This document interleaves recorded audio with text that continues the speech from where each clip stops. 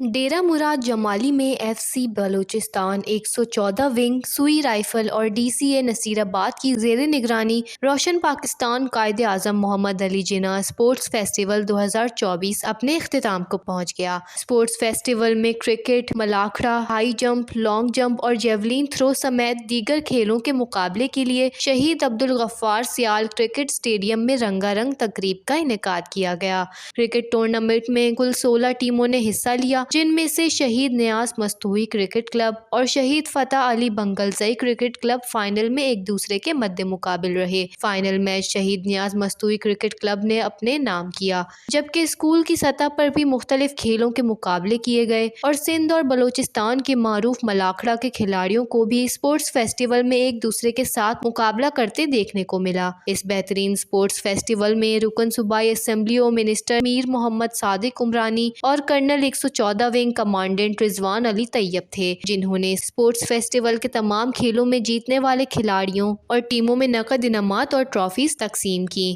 تقریب میں میر محمد صادق عمرانی نے خطاب کرتے ہوئے کہا کہ شہید عبدالغفار سیال اسٹیڈیم میں بہت جلد فلڈ لائٹس کا بندوبست کیا جائے گا اور ساتھ ہی گراؤنڈ کے لیے جتنی بھی سہولیات کی ضرورت ہے ان کو پورا کریں گے۔ وش نیوز، نصیر آباد، بلوچستان۔